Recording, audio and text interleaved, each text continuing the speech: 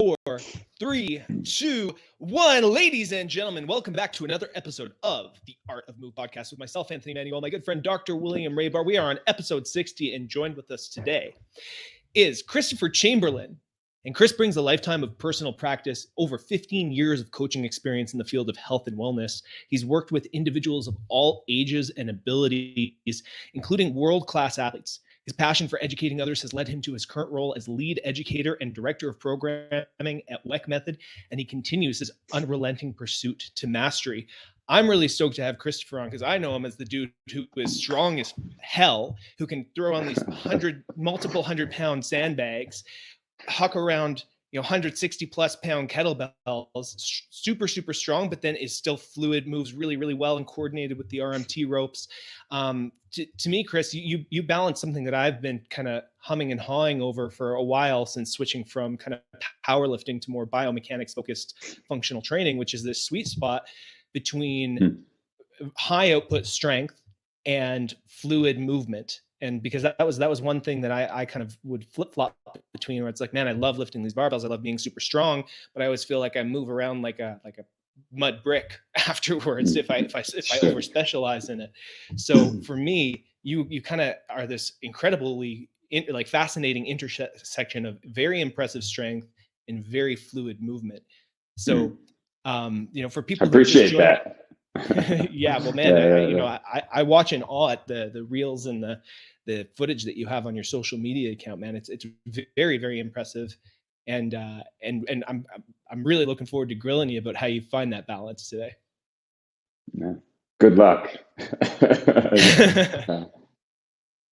not that hard. It's not that hard to keep up. So maybe some people will be pleasantly surprised today. Sweet. So for the people who are just joining live, you're obviously the program director of Weckmethod. You're very involved in the Weckmethod form of training. You certify people in Weckmethod rotational training. Mm-hmm. How about you give us just a quick little background for people in terms of how you got to this point in your training journey and how you got involved in this type of training? Yeah, something kind of resonated with me a little bit that you just said there, with that powerlifting type background, lifting weights traditionally, things like that, and feeling like you're stuck in mud almost. I think it's kind of how you put it. Yeah. I had been I've kind of always been on the outskirts of a lot of different modalities in the industry and a lot of different sects. I would say I started my journey probably with kettlebells. That's why I still stick to them so much, like that kind of whole mentality and driving a movement with that, with hard style, strong first, RKC, things like that. But I never really dove into the education structure of it. I felt like most things I would do like that, they made me feel like I was restricted to how I felt like I wanted to move, like how my body felt like it needed to move, but there was lots of valuable information there. So I just happened to be somebody that can learn really well by just watching and assuming what somebody's experiencing out of things. So I've sort of kind of done that my whole career, with kettlebells sort of being the driving force. I was really into CrossFit for a while. I almost competed in that at one point.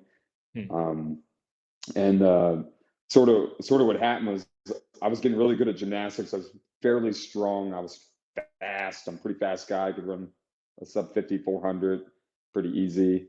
I just didn't feel good. I felt like I was stuck in mud, and I was searching for something else. And I mean, I'm out here with David, and I stumbled upon Weckmethod.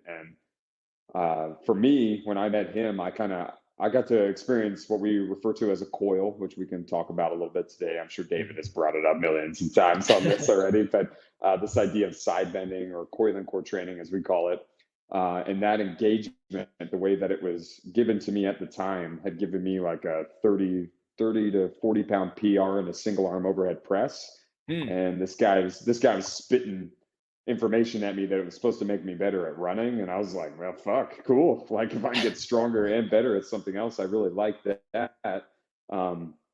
So that got me just obsessed with what this was. And at that time, it was kind of nobody knew what it was in this building. You know what I mean? It wasn't organized in a way that was digestible to other people.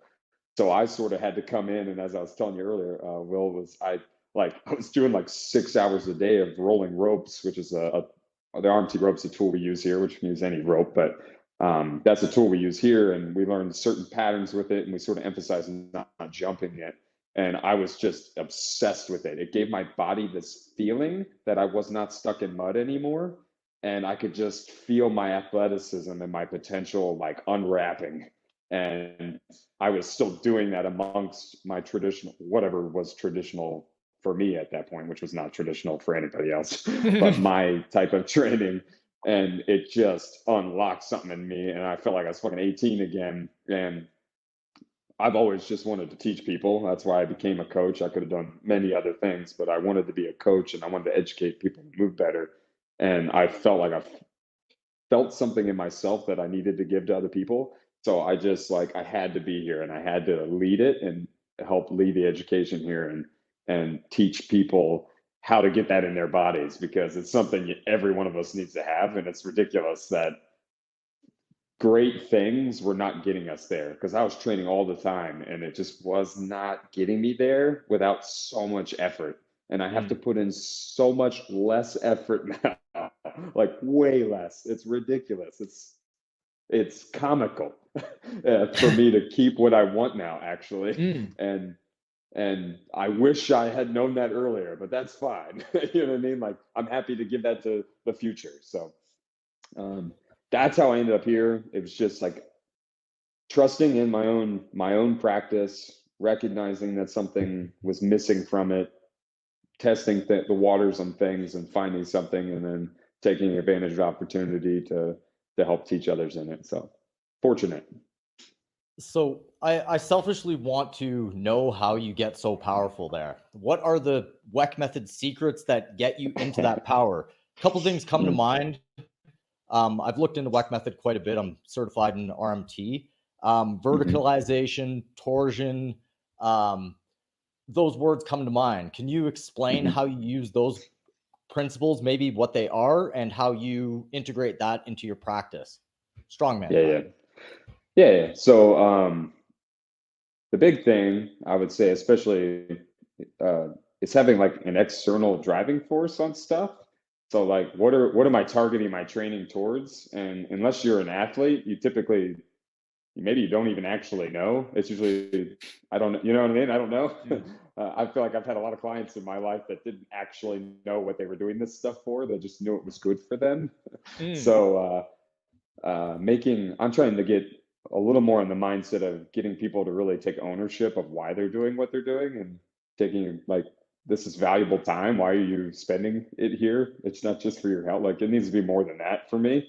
So I think having these sort of external forces, whatever that be for you, we use cueing for that. Like, if the person doesn't have it, if it's an athlete, then it can be the direct carryover to whatever they're doing. For me, I grew up as like a carpenter, a laborer. Like, I worked with my dad until I was 25, in the midst of me being a trainer as well, building houses and just working hard, working land. We had property, and there was a task that had to get done, and I didn't always know what the task was. And having that external drive of like, this has to get done today, I think is really valuable as a starting place for a lot of people. It's like, actually figure out what you're doing, right? Goal, which I don't like stuff like that anymore. Just saying your goal, I think it gets thrown around.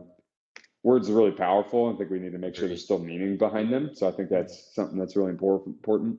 But on top of that, Weckmethod, the secret sauce here, because I feel like I always had that. I had my get the job done thing, but it was starting to still make me feel like I was stuck in mud. And it's because I didn't have this underlying sort of movement principle or practice within all that exploration that I was doing, that I was always steering everything back to, that let me sort of do whatever I wanted. And I knew I was still moving forward. So for us, David's probably missed a little bit about the torsion line stuff that I've been dabbling with a couple other people. I learned it probably originally from DJ Murakami, Strong Camps on Instagram. And he learned it, I believe, from Julian Pinal from Strong Fit. So that's a cool group of people to look into. But I've kind of dabbled in a lot with that and mixed it into what we do here at Weckmethod. And having that root of that torsion line, and then the idea of what rotation actually means, and recognizing that all forms of movement are a form of rotation, even the sagittal stuff, the center stuff people like to talk about. That's why we talk about torsion, because something's meeting the middle or leaving it. And having that now in whatever my practice is lets me move forward, right? I'm always training that concept. So if again, with somebody, we're so fortunate that we can sort of just do whatever the hell we want. We don't really have survival needs to train anymore. Let's all be honest on that. It's kind of a joke. So it's something that we can sort of adapt to whatever the fuck we want to if our brain likes it. So I'd like to keep it on something that's probably more practical and kind of towards what our ancestors, I guess, did or needed. So that's where we sort of bring everything back to the idea, like, okay, locomotion's a nice track. Everybody's going to get up if they're fortunate enough to have legs to walk. They're going to walk in the gym. They're going to leave the gym. It's something we're all going to have sort of in common, the most of us. So if we can sort of find the root of that and then use that torsion line and then understand the rotation within that, then we have like a cool base to kind of guide people on. And I think that's really powerful for a coach to have, because they can kind of, I know with my clients early in my career, it was like people just want to be there and just do something new and exciting for them. And they're not particularly happy to be there sometimes. So it just needs to be enjoyable. So variability comes into play, and you might not be specializing in things because some people aren't ready for like skill specialization yet. So it's nice to have an underlying current that everything's still moving this person forward, and they can explore whatever the hell they want until they find their passion in whatever it is, So cool. I don't know, a little rant there. So the key is the secret sauce is rooting to proximal core training. Let me put it that way. Proximal core training, understanding that and how we present it here at Weckmethod, that's sort of the secret sauce, because it lets me do whatever I want, and I know I'm steering it towards the same goal, even if externally it looks different to you. It's no different to me. Got it? Internally. Yeah. So those principles would be like coiling on a single side. I heard you say 4 sides to 1 center in a podcast. And I'm going to give you an example of what I heard you say. You were talking about going into almost like you're carrying an Atlas stone and getting the internal torsion to actually go into a deadlift. And then you deadlifted, 500 plus pounds using that principle, which is opposite of what most people do, right? Could you explain how that works in terms of the torsion lines and the rotational principles and coming back to center? Yeah. So I think actually strong people do use internal torsion to deadlift. So that's not opposite of what people do. What people cue the other side, I think, is typically when somebody's thinking of a trap bar deadlift and they want to get a more vertical spine and shin angle. So it's more athletic carryover, right? And David, his WEC 45 deadlift he used to do here prior to getting here, we used to have this big platform here I've sort of torn apart, but it made it so you could very easily adjust people's levels for the trap bar deadlift. So you could get spine shin angle with whatever athlete you wanted, and it allowed you to tap external torsion, which I find a lot of people at the low end of not actually like really know what they're after in lifting tend to cue that external torsion line, and it doesn't end up leading to like huge performance benefits, like, because they're like applying cues that aren't to the move they should be applying it to. It's like a miscommunication of information. They're not the wrong cues. It's not the wrong move. It's just the wrong combination. They're both good. So again, I grew up laboring. I grew up picking up shit, like actual shit, you know what I mean? Not tools in a gym, like hobby. I had to pick this up and do it. And cabinets were a big one that rung out to me because I had to pick up these huge cabinets all the time. Yeah, I wasn't using equipment all the time. Pick it up and bring it in the house because it was round, which demands that line of intent. And it has to have the slack out of it, and it has to be safe because I got to do it all day, and it's important. And it's totally safe and it's totally fine. You know what I mean?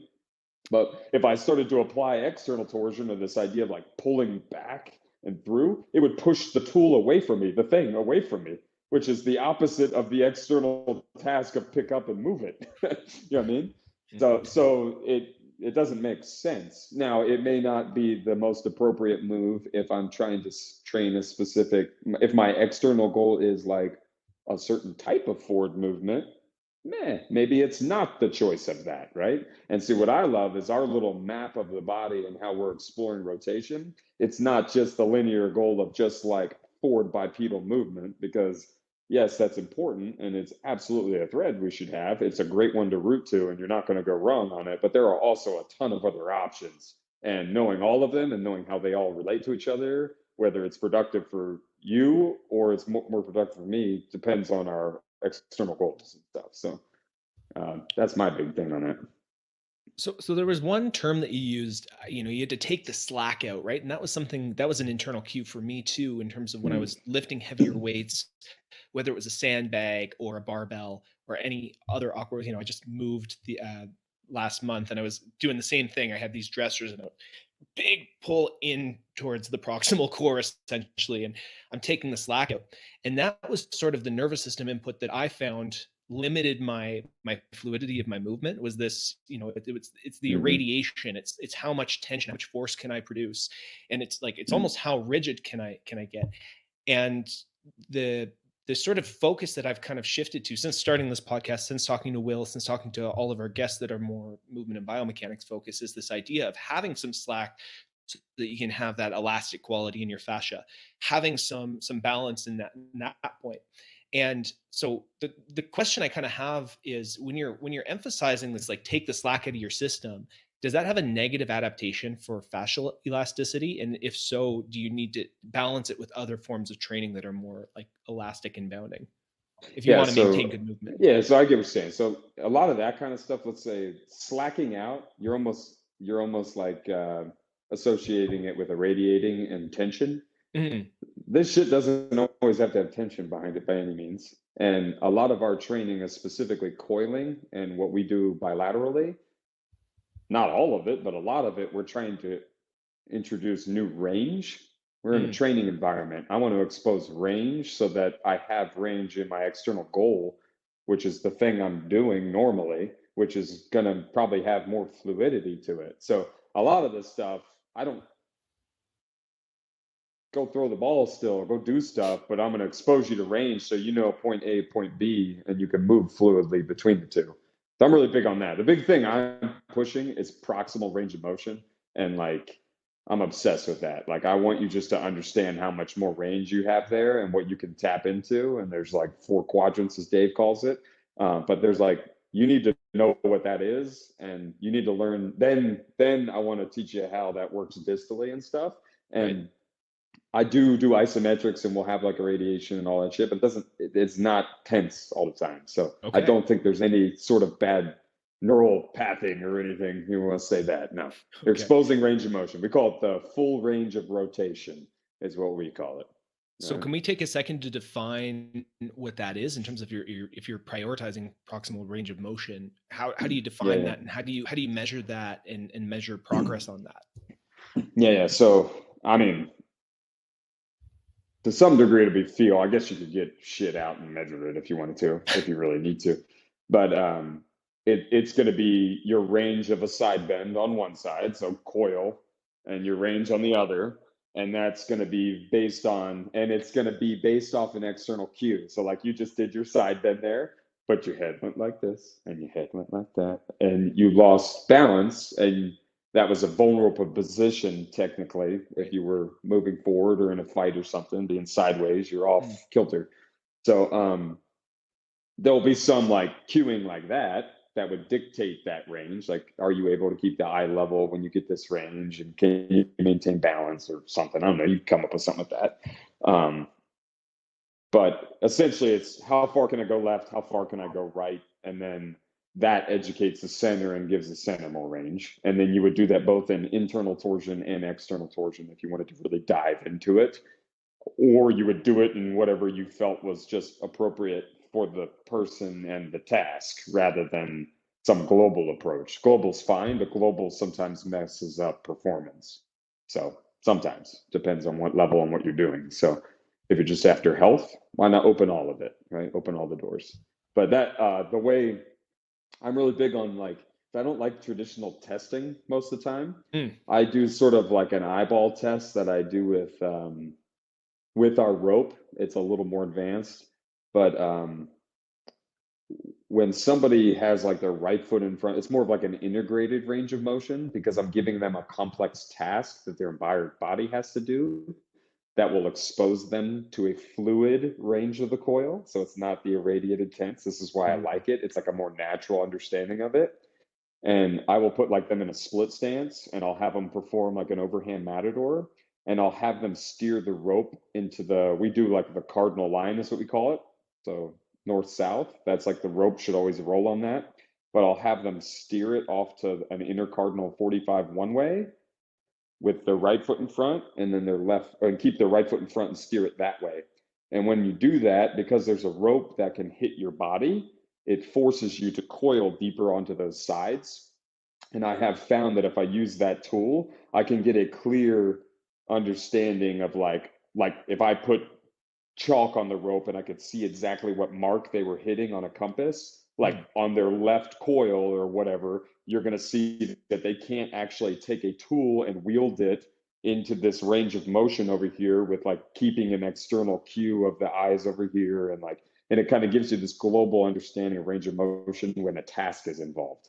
And it lets us now spend time putting more coil variant on that side, working on the ISO and see if we can get improvement.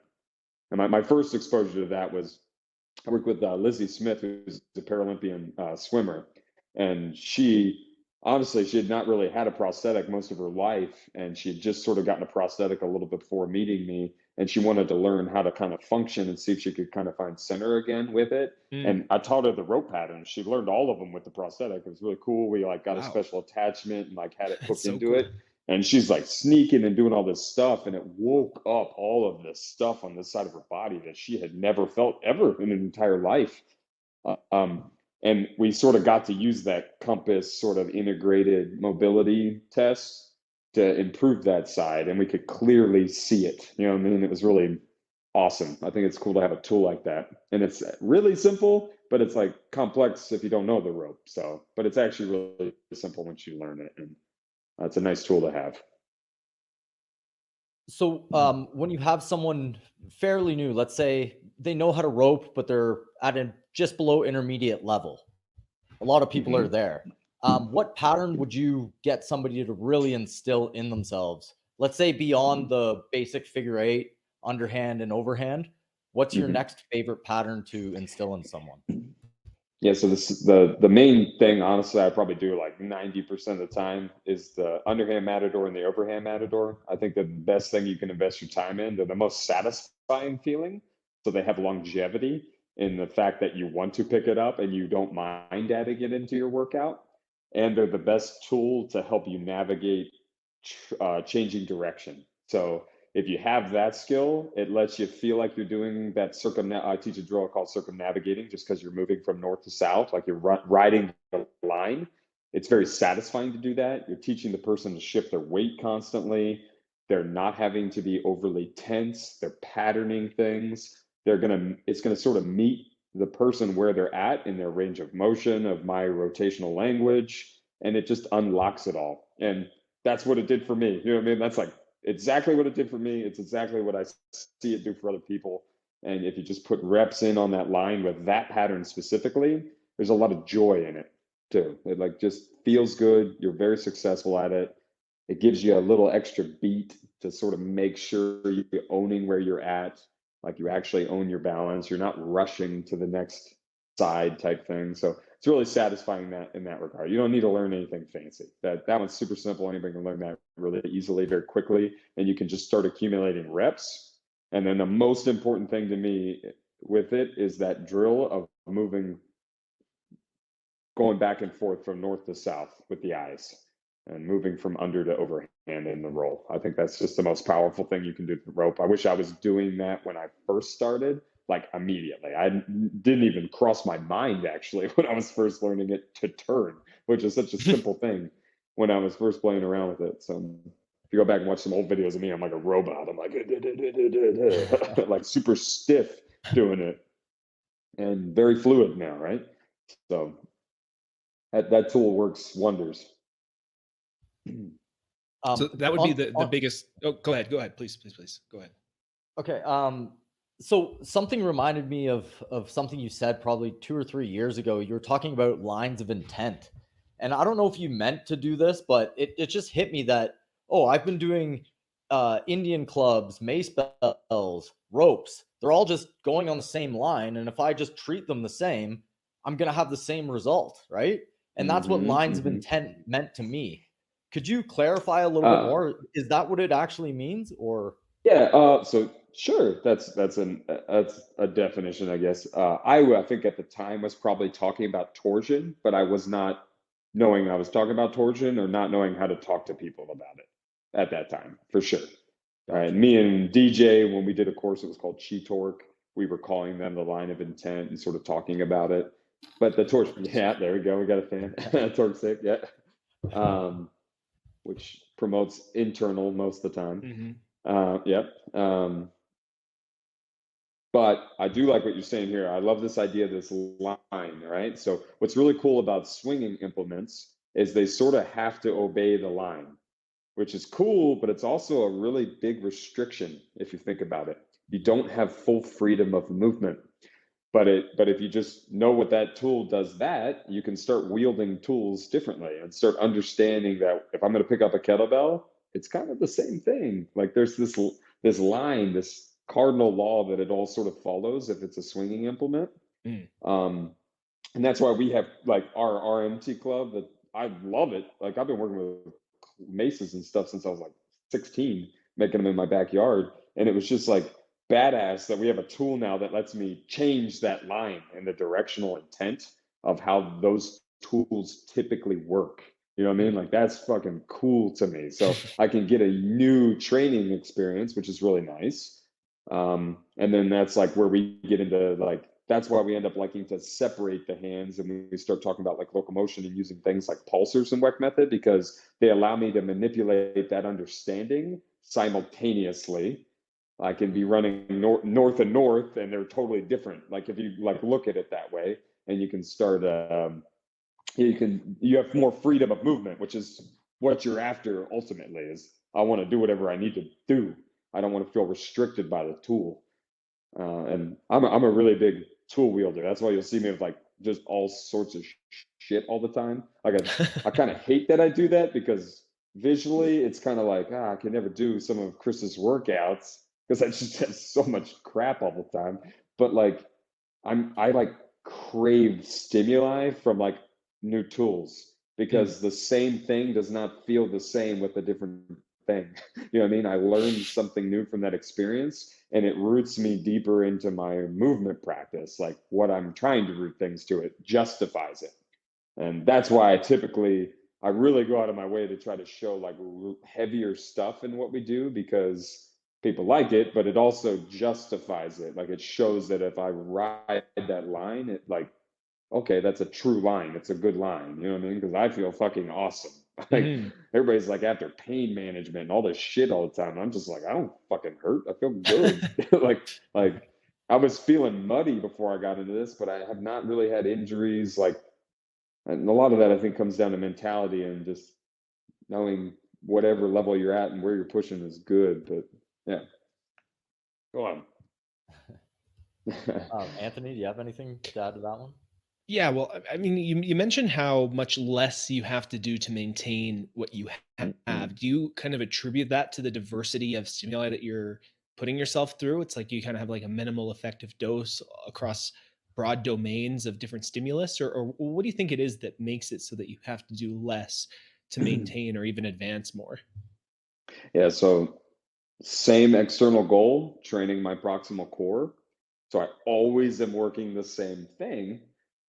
And I don't develop skill sets anymore. I don't chase specific skills like aggressively. Like I'm never going to power lift because I'm going to be deadlifting and benching and squatting 5 days a week or whatever. And I'm going to specialize in that. And I don't want to specialize in specific patterns, even using the same intent under it. I open up a broad array of patterns that feel appropriate to me, like intuitively. Like, I feel like I need to squat. I'm just going to squat with a different tool because it's a different feedback, but I'm going to funnel it to the same thought process in my proximal core. So I'm always moving forward. So the next time I go to another squat pattern, I feel like I've PR'd. If I did a sandbag squat 4 months ago and I decide to do one tomorrow, hell, I might do that. I bet I'll do better tomorrow on it than I did 4 months ago. You know what I mean? I haven't specialized in the sandbag squat, but I've strengthened my proximal core. I'm going to funnel it to that same idea. I'm good type thing. And big thing with me with that time saving thing is I took a job here full time. I wasn't just training anymore where I had like an hour in between clients where I could work out and do stuff. So I have responsibilities in my job. And then I also had a baby at the same time. So, and I'm a dad. Like, I love being a dad. So a lot of my time I would much rather spend with my family and important things in my life. You know what I mean? So training did not become the thing at the front, but I can't lose my training. You know what I mean? I have things I need to have. So this sort of all came to me at the most beautiful time because I lost a lot of time. I had a lot of changes, but I had something way stronger to root all my training to. I wasn't bouncing between shit anymore and losing a ton as I was doing it, because I was doing kettlebells, and then I was doing CrossFit, and then I was doing gymnastics, and then I was learning to swim, and I was sprinting, and I just had all this stuff that I felt like I was leaving something that I loved.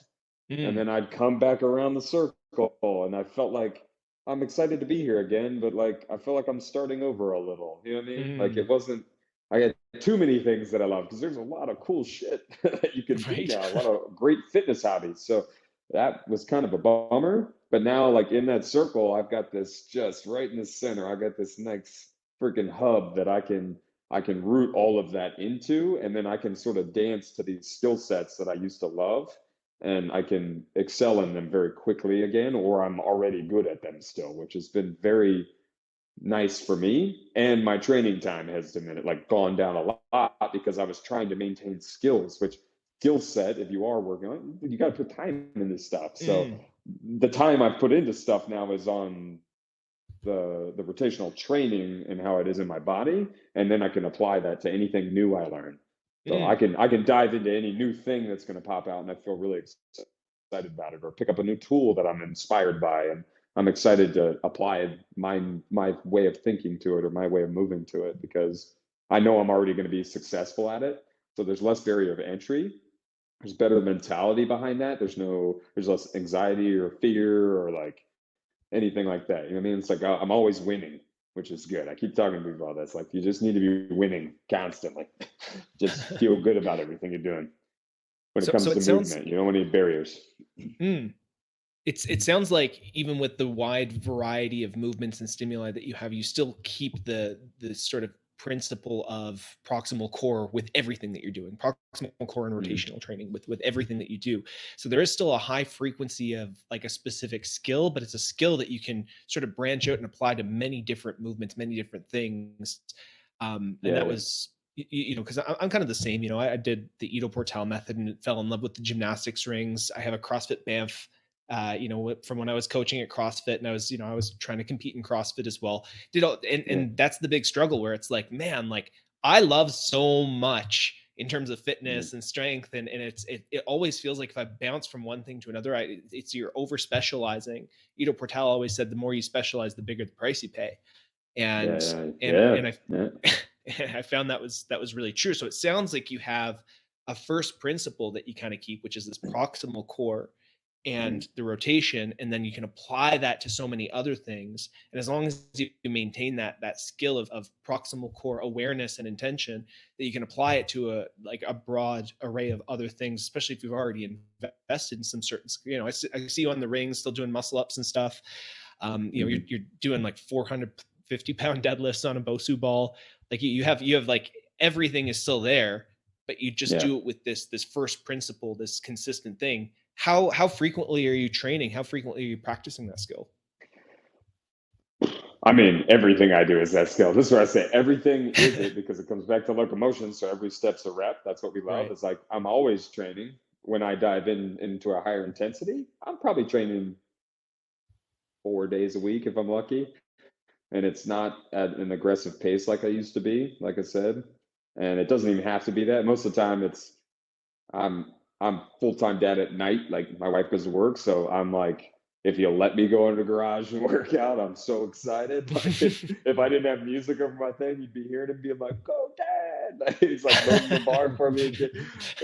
It's a good time. But like if he doesn't want to be there, I got to be fast, and I got to get in whenever I can get in, and that would be detrimental, FYI. Which to like somebody that's like by the book, supposed to hit this number, got to do this workout today, and it would be a loss because I would have to pick between being a dad and working out for myself. And that would kill me. You know what I mean? Like I'll just be a slob because I'm going to pick being a dad. And I think that's the appropriate choice in that case, to be quite honest. So because I don't have this rule set of like, God, I got to get these many reps done or this weight done today or whatever to progress to meet my goal. My goal is just to get better at proximal rotation. Then I'm going to tackle whatever I can tackle in here.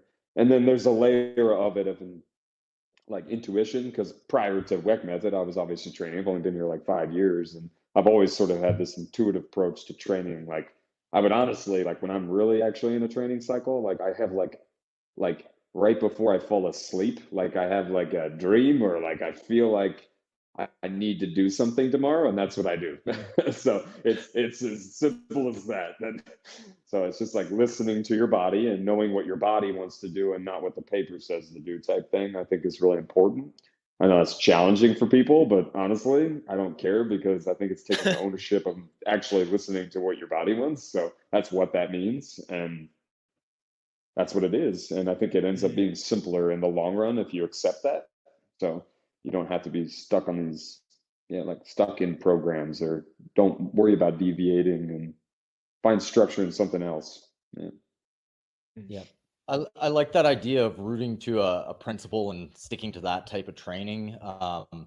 Especially a lot of people have that variable where they're going to take a certain amount of time off and then they have to restart again. It's like, no, you can do root it into a single variable and always do your training. So if someone comes upon this, they work out, they do yoga, the average person, they're like, oh, I want to start getting into biomechanics. What's a cue that you could give them that would change the game for them? Like, is it a royal coil? Is it something that's going to be like, oh, this works immediately? Dude, I mean, if you'll do a whole move, it'd be the royal coil 100%, because that understanding that the cueing behind that and like keeping the eyes on an external target and feeling that side bend, whether you're feeling an internal or external, I could give shit less. Accepting that range of motion is okay. You're gonna be all right if you side bend, like especially if it's all directed towards something externally, like that will be game changing for you. And that's why we give that information out always free. Like just take it, like do that, try it, and just do something you like, because that's exactly what I did. Had me do it, and then I set a PR in something I loved. You know what I mean? Like that was huge for me. So it to the point that I wanted to come here and teach it.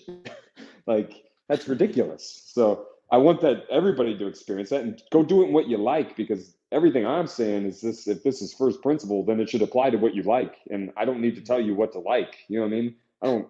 My wife's like does pole arts, and we own pole dancing studios, and we work with aerialists, and I work with swimmers and stuff, and like I don't care about ground contact and like that shit. Like it has nothing to do with those athletes. And if that's their life and their passion and all that, then like okay, then I need something. If what I'm saying works on the ground, how the hell does it work in the air? And can I still apply it to that? And like, is it all going to make sense? And this makes it make sense to me. And I have aerial art experience. You know what I mean? So like, I know what that feels like working on the rings. Like it's a different world. And you got to know how that works to be able to accomplish that task. And I don't think that they are not practical tasks. I think they're good things to work on and good skill sets. And it's a cool hobby. So, but knowing how I can take that hobby and still bring it back to taking a better step, that's money to me. Or for me, a lot of it, because I get the opportunity to create movement and look at it differently and try something new with what I know.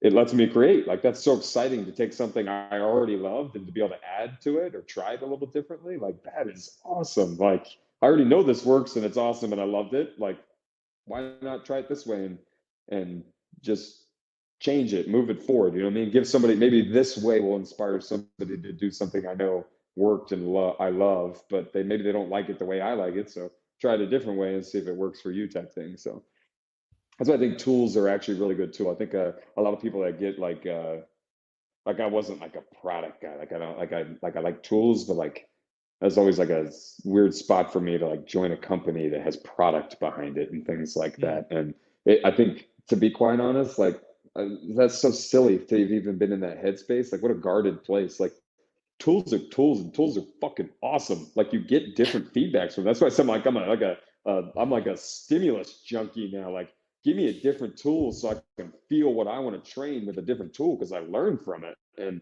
like as many tools as you'll give me, like bring them on, and or none. Like if you want to stick to one and master it, cool. But like the idea that I move from tool to tool is where I master the movement practice, not the tool itself. So that's where you mentioned like how often do I rope still? I rope still a lot, but I also walk a lot, and I like run a lot, and like I swing other things a lot, and they sort of follow the same principles and laws of that stuff. So I can always pick my rope back up, and I'll just spend 10 minutes maybe getting acclimated again to look like a boss again. But I like, you know, like I don't have to roll every day unless I'm feeling really excited to. But I have that option now, and having the option is such a powerful place to be. I don't feel limited. So it's a cool place to be, and it's not that hard to get there is what we're trying to get to people. So I'm nobody special. You know what I mean? Like everybody can tap into that. So I love this idea of having, well, that first principle as a foundation for anything else that you want to do. Because, well, first of all, it makes you universally applicable to literally anyone who wants to improve at their craft. I'd love to dive into a few different examples of how coiled core could apply to different practices. Since you have experience in CrossFit and you have the internal understanding of like the mindset, the variability and skills, how do you feel like Weckmethod could improve CrossFit athletes? So I think anything that goes from side to side, we would immediately help CrossFit. So most of the events things that CrossFitters don't like involve running, involve swimming, involve anything that they're having to traverse. So just that element of it, knowing that they could take all of that power and all that energy they put into things and have a moment of extra efficiency, I think would be very valuable to them. I think that's number one.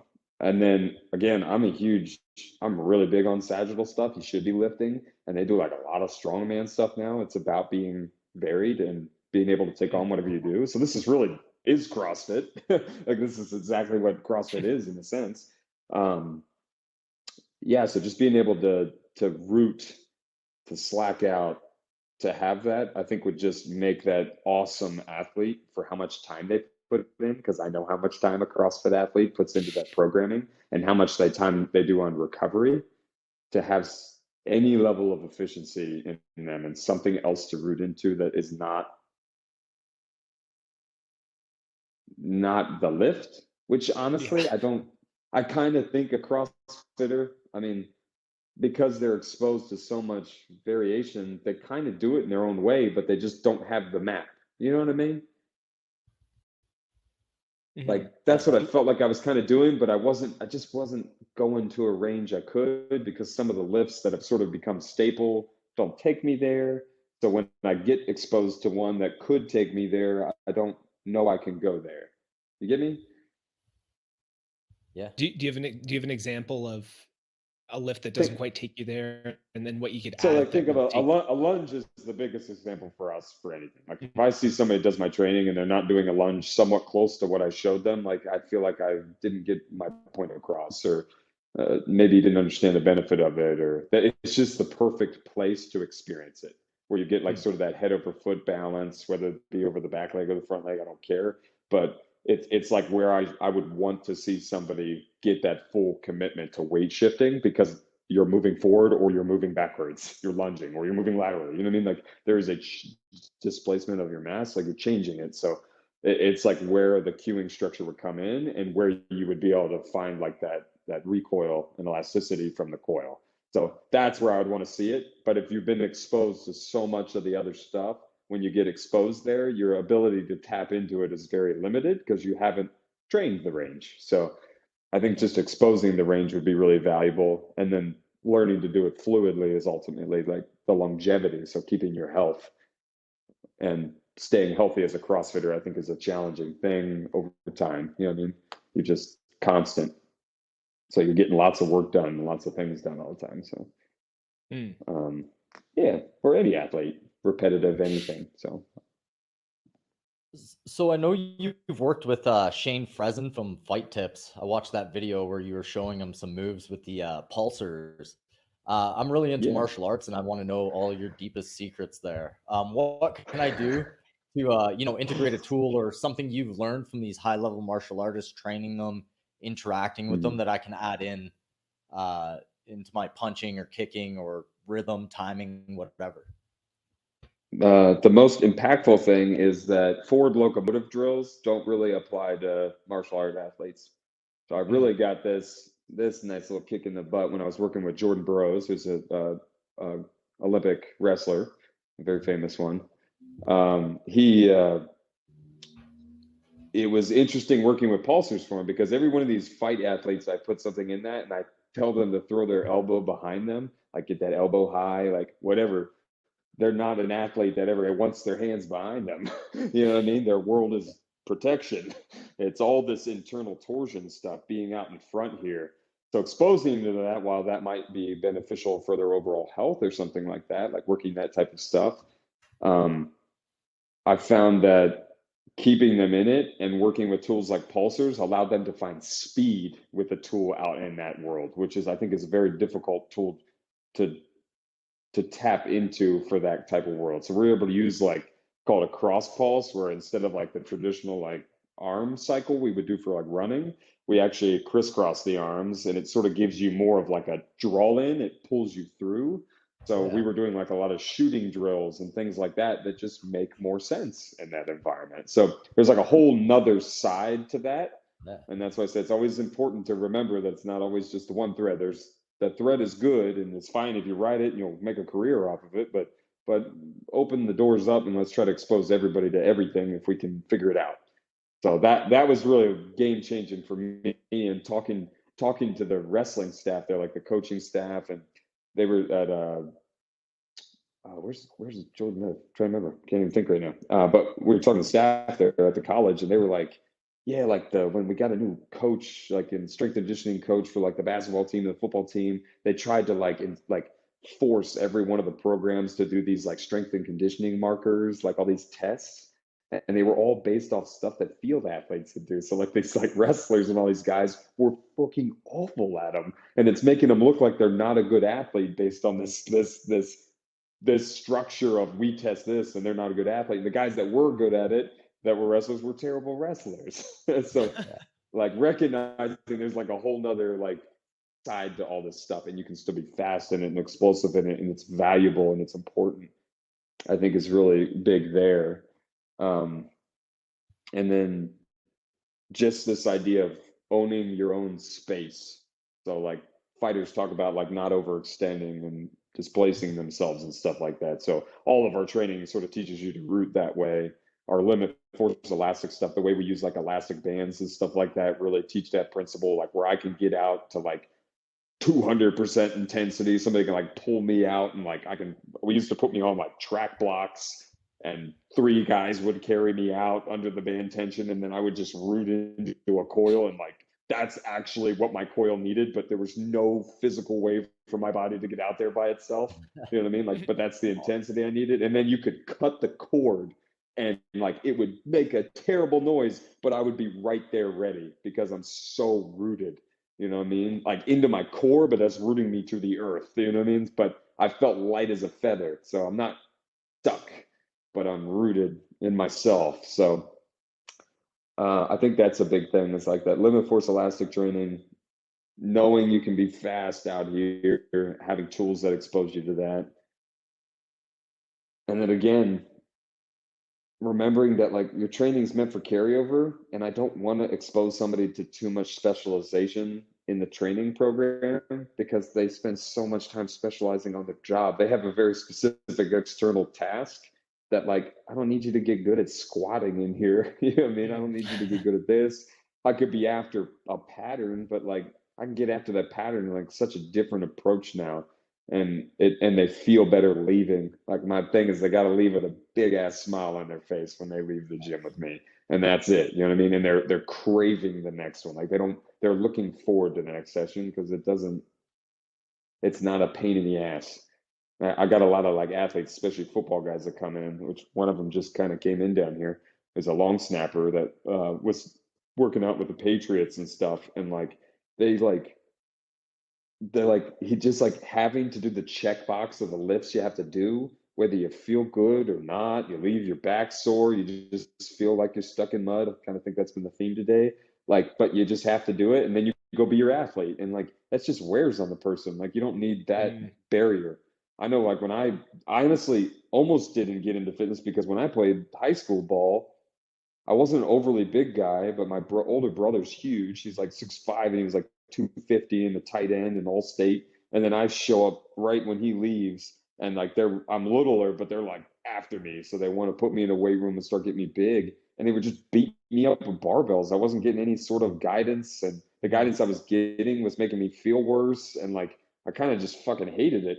So I just had a nasty mindset around even training in general. Like I'd rather just go lift heavy rocks and carry lumber with my dad. I feel like I got stronger doing that. So like that's important that environment feels productive for the person.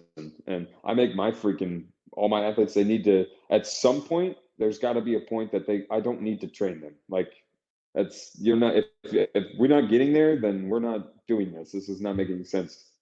Like you need to be able to figure out at least a low level of this stuff on your own and take ownership of it. Otherwise, what's the point? I don't want to sit here and hold your hand forever. And I'd rather you come to me because you're craving more, not because you just need to stay steady and get some shit done and check the box off. So,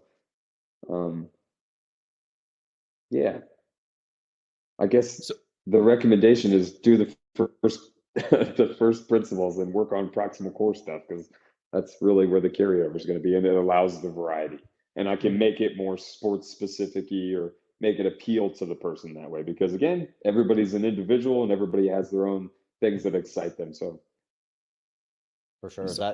Oh, sorry, go ahead, Anthony. Yeah, I was just going to say, one of the things that I heard you obviously work with a lot of clients as well, and with your own personal practice being so intuitively informed, where the variation kind of goes day to day, you literally have dreams about what you have to do the next day, right? Like it's sort of like this mystically guided intuition. How do you use that from a client perspective? Because if you don't have this highly structured approach for your own training from a day to day, are you looking for certain things and certain biomarkers in your clients and how hard you can push them? Do you have certain ways that you check in with them or do you pre-plan all their sessions? Like what's your approach for modulating intensity or variation with clients when your own practice is so intuitive? Sure. Dude, I mean, I can write out the full 4-month programming for somebody. You mentioned my 4-to-1 ratio earlier. I kind of bring that up because I know people still like that linear, and if they're not confident in their coaching or the understanding of how to like talk about that intuitive stuff with somebody, that's something that's intuitive even in that moment, that session to session with somebody. You can absolutely still write out programming and attempt to follow it. And I sort of more give this leeway in the programming. There's sort of like rep range leeway, intensity leeway, some level if we need to have the structure with an athlete. And then there can be the complete, like, how do you feel today? This is just gone. Like, we're not doing this. This doesn't matter. We're going to train something else. That's if I'm hands-on with somebody. But if I have to write a program, there's this 4-to-1 ratio. So this is not like it has to be 4-to-1, but it's just a great place to start for somebody that's more like needs that structure. And it's this idea is there's 4 sides to 1 center. So if I do a coiled, let's just pick a pattern. We're going to say, if we're going off movement patterns, that's a very traditional way to program. So we're going to pick a squat. That's a great place to start. We'll say there's going to be a coiled split squat, because the split squat really lends itself to stay coiled. Okay.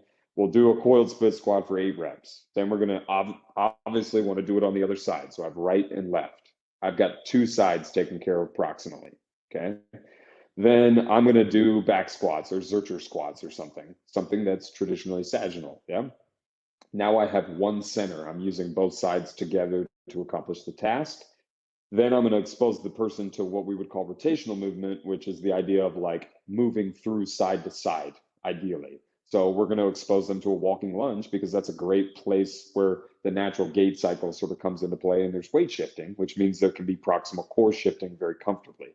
So even if the person doesn't understand that this is day one, I could take them through that process and they're getting my rotational range in their level. Okay. And then as we develop the postures and positions, they could like find that balance. So I got one coil side split squat, another coil side split squat, two sides. I have one center. And then when I perform RMT, I'm getting a right, a left, which gets me two more sides. We don't have to like do the logistics of how many reps I did and all that shit. Yeah. It's not meant to be that complicated. Don't overcomplicate it. But the idea of that is I got more proximal rotation than if I came in and I did squats and then I did bench and then I did curl and I kept them all bilateral in my mind, in my words, right? Okay, so I'm exposing the athlete. I'm exposing them to positions. I'm exposing them to position again when they squat like they're in the center, and then I'm exposing them to transitions. And we, Alex, who was my co-head coach here for a long time, who's Landmine University now, our big thing together was the positions before transitions.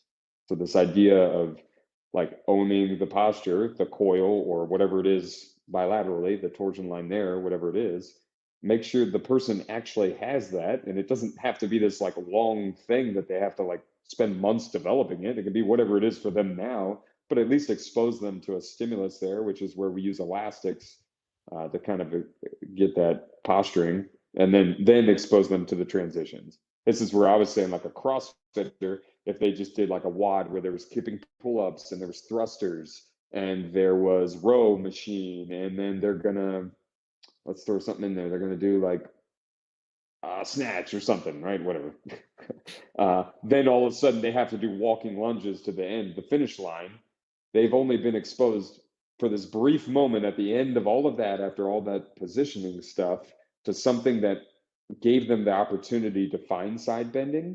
And they're going to probably use it to whatever level their body will, because they're fatigued and they're going to look for efficiency, and that the body's going to crave it. But they didn't expose themselves prior to what that range could be and potentially what efficiency could be for them to maybe be the one finishing because they knew something different right at the end of all that crap. So, which all that crap was good too. You know what I mean? Like I love all that bilateral stuff. It's just all we're trying to do is present the idea that there's more range that people are tapping or they're not tapping. We should tap into it and then explore that in the things you already love type thing. So programming with the 4-to-1 thing, it could literally be like block to block. Like if I just, like I said, just like traditional movement stuff. If we were doing like a total body workout, I would just do a block of squat, a block of hinge, a block of push, a block of pull. And like I could just, if I did one coiled exercise, one bilateral, and then one RMT, it automatically keeps that ratio going. And the person leaves the gym with a smile and they leave walking better because they were shifting their weight better. All right. So simple in that sense. And then globally, I could then, if I'm somebody that like works with athletic teams and I have to do like big blocks, like if you like that principle can sort of be thrown into other programming models, because I'm not going to tell you I'm the greatest programmer, or there's a lot of things out there that work if you like a different style. So like if you're following, I can't even think of the name right now, like whatever, if you're following like a three block thing, it's like 6 weeks or 4 weeks or something, you could have an emphasis on coiling for 1 month, you could have an emphasis on rotational movement, and you could have an emphasis on bilateral movement type thing. And ultimately it would be, in my mind, coil bilateral RMT, so rotational movement. And that would lend itself to like, I'm now stepping into athletic season after that RMT one, because that RMT emphasis would have them closer to like full-fledged athletic movement, weight shifting, things like that. And I would potentially still keep the ratio throughout each session, but the intensity might veer towards whatever the goal is, right? We're going to work on ISOs for a month, but I'm still going to have them do like traditional lifts, but they're not like intensity driven. They're just working, patterning. and the focal stuff will be on coiling for a month. So I'll still keep the ratio, but the focal point would be the coiling. And then the next month we'll put a lot of weight on people and move them through bilateral stuff and do like what a lot of traditional people do right now and get them moving fast and heavy. And then we'll say, fuck that shit. We're done for that month. Now we're going back to rotational movement. Now I'm going to get you, I might even put whatever the sport is, like start putting implements of what the sport is in the room too, just so they're like dealing with that environment they're about to be into, and their body's moving in a way that is closer to where they're at. And we can still have the linear progression of training that we're looking for in a training environment. So I guess that's as simply as I can put it without like putting it on paper. Yeah. And and what I like about it is that there's so much good information out there. Like all of us are all trying to help each other, and we all have good information, and we're all very adaptable. So the information typically will help us in some way. So this is sort of still to be like even a first principle programming type thing. Like it should sort of be, it can like live in any program you like you can build off of that. And it just has as long as that ratio is for me, I'd say 4-to-1, because it's like, it's just going to like catch up maybe from all the bilateral stuff you could have been doing with somebody. But it doesn't matter if it's more, and it doesn't matter if it's a little less, you know what I mean? So honestly, some of my programs, most of my workouts, if you watch them, will sort of follow it. But if I'm not showcasing that, it's probably because I was doing like 4 hours of filming of like pulsar shit in the building at work. So I got so much RMT that like all I want to do when I go home is move bilaterally. You know what I mean? And that's that intuition to know I got enough of this. I need to feel this other stimulation to make sure I'm keeping my balance. And prior to knowing this language, it's kind of what I did intuitively. Like when I go back through the years and think of my programming, I sort of found that sweet spot constantly because I never stuck into somebody's program. I sort of just said, I'll just keep listening to myself. I always sort of found the balance. So this is just the more like, if you need it cut and dry way of thinking about it. Yeah. So hypothetical Weckmethod periodization, you're still maintaining consistently that ratio of rotational movement and coiling to bilateral movement, but the periodization blocks would be like, all right, we're going to focus on intensity of RMT for like 8 weeks, and then we're going to focus 8 weeks intensity of bilateral heavy loading, and then we're going to focus 8 weeks on like whatever the blocks happen to be. But like like could again, powerlifting however your thought process is. It's like I'm thinking, okay, well that sounds like traditional periodization, except you're doing blocks of different focuses of these elements of movement, but you're maintaining these other elements of movements while you're doing it maybe and just at lesser even traditional powerlifting, like a lot of the accessory work, the power, like those people tend to expose themselves to like coiled things that could be coiled, you know what I mean? Like movements, like single arm rows, like stuff, like, so they're getting it in their range, but they're just not aware they could tap more range. So that's all. I'm just, because they're not thinking athletic carryover in there, they're thinking powerlifting carryover. So they're not thinking of that. But like if they were thinking about it, it wouldn't harm them in their accessory work for their powerlifting, and it would make them feel better, and they would probably walk a little better and feel a little more comfortable, and they would have longer powerlifting careers is the idea, right? So that's what I would hope for people. And most of the people I've talked to that are successful in those worlds that I've had opportunity that would sort of talk about their programming or when they've hit like some crazy feat and what they did around that time in their careers. Like if you're just listening to what they're saying, you kind of have like this thought process behind it now. You're like, oh shit, like they were carrying things a lot.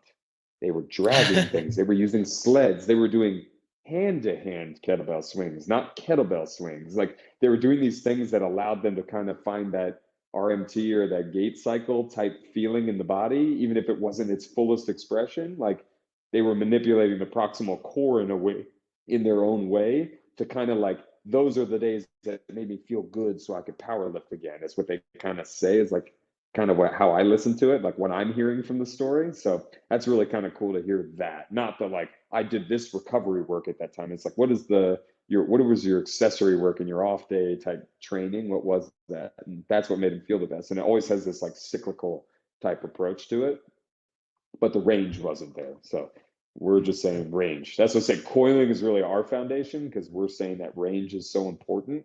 you don't have to look like me when you do it, but tap your range in it. And that's awesome. So. I mean, that's fantastic stuff. We're going to have an unpacking episode of just this episode because so many things came to mind. We talked about the lines of intent. And right now I'm working on, almost like you said, going from straight line and then curving it a little bit and trying to play with those lines of intent to be more free, I guess you can say, right? Yeah, so that you keep it rigid. So on that, you should do this. You'll play with this. So with, like, if you're doing it with the rope is the best tool to play with it because it demands accuracy in it because you'll get clipped if not. So like, and it's really easy to mess up and to pick back up. There's no, like, it won't offend you. Keep your eyes on a fixed point. This is the number one rule when you're doing this, is like, have that, like, I'm looking at the basketball hoop, right? And then the rope is hitting the basketball hoop. And then now I'm going to keep looking at the basketball hoop, and I'm going to keep the line always cutting this way, right? Kind of like thinking of somebody like a sling, like they would start having it sort of be like over their shoulder, like off in a different way, like if they're taunting you type thing, like it's going around. So what that does is it forces you, depending on your stance, to get more coiled on the side that the rope is on, the line is going that way.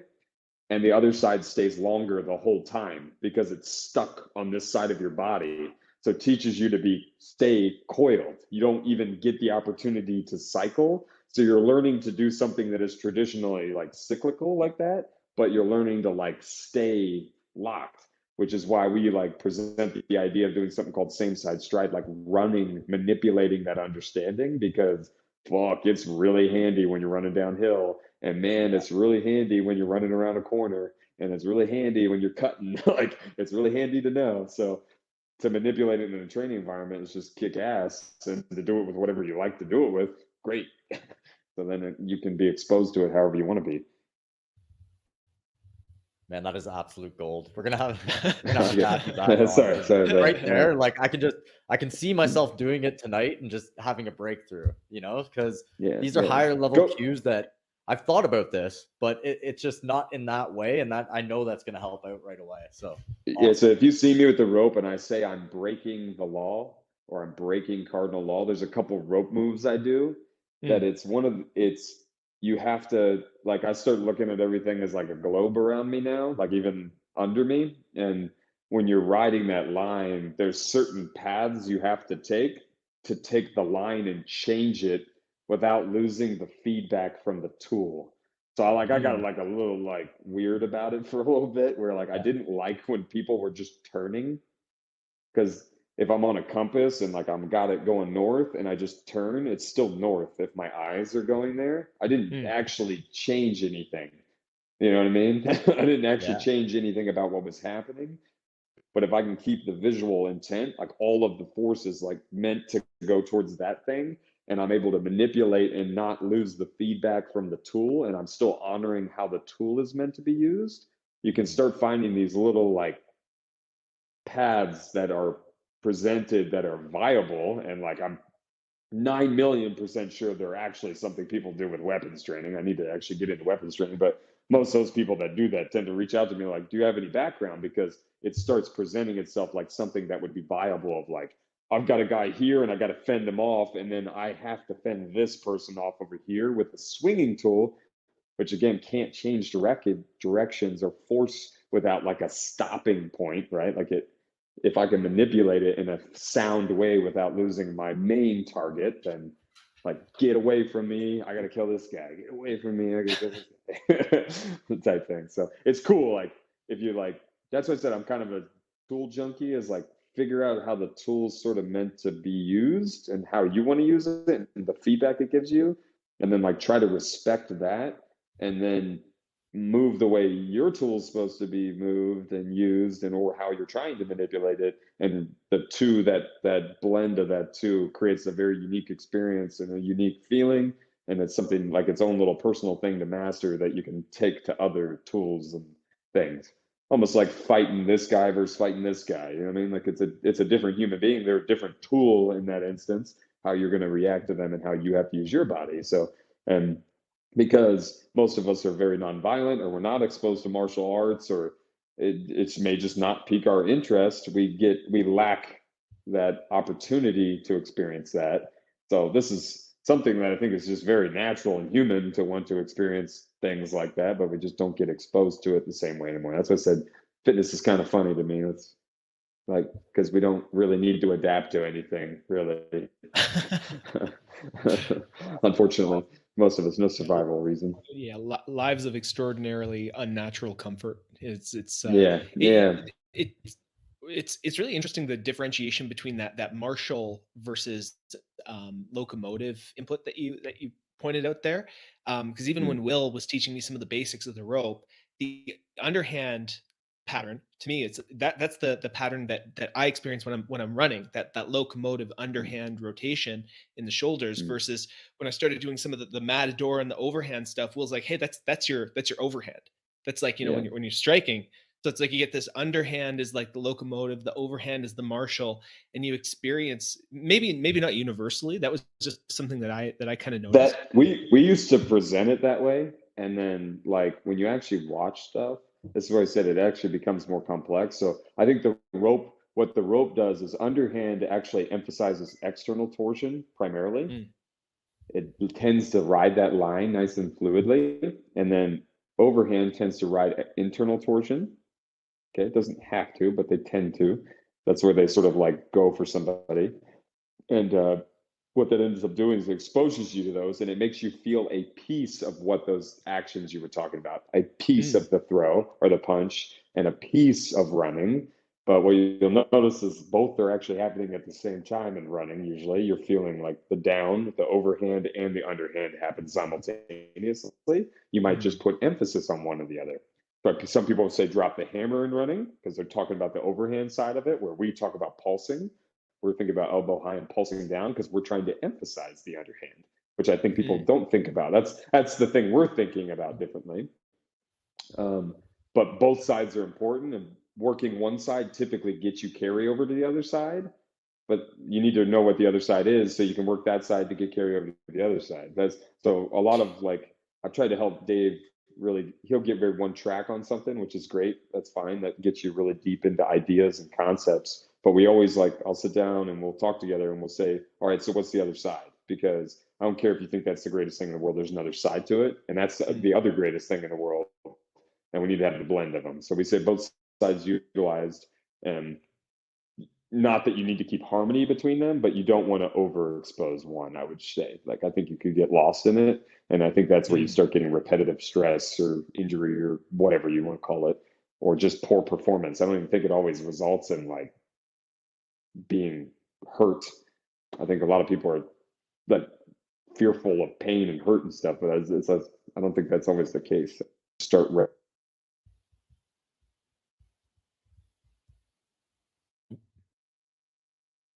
You good? Yeah. I think he's frozen. Yeah, sorry about that. My wife was calling. Yeah. All good. My wife was We're back. Well, on that note, I think that'd be a pretty good place to wrap up. This is episode 60 of The Art of Move. Chris, thanks so much for taking the time to talk about these nuanced concepts with us. This is 100% where we geek out. You're really giving me permission to kind of re-inspire me to start lifting again and start getting back into some of the stuff that frankly I've really missed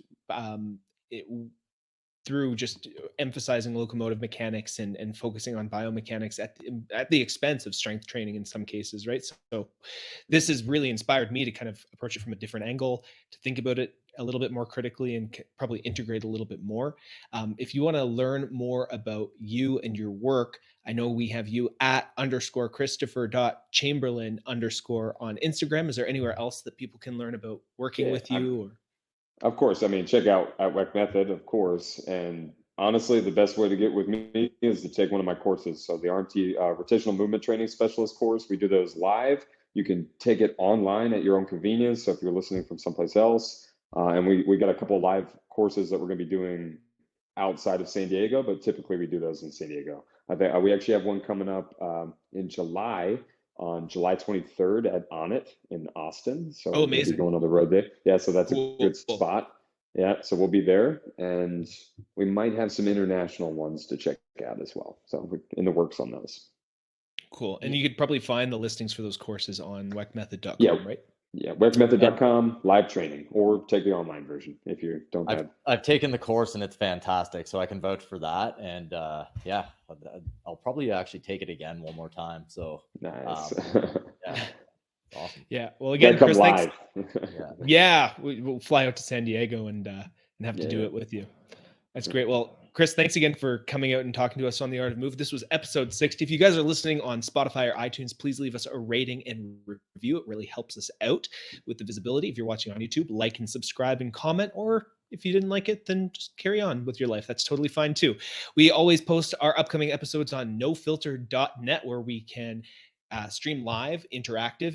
You can join the stream yourself to ask our guests questions. You can type your comments in the live chat, which we didn't get a chance to do today, unfortunately, but we will next time. And thanks for listening to The Art of Move, guys. We'll catch you on the next episode. Thanks again, Chris. This was an awesome conversation. Yeah, for Thank sure. you. Thanks, guys. Thanks for having me, guys.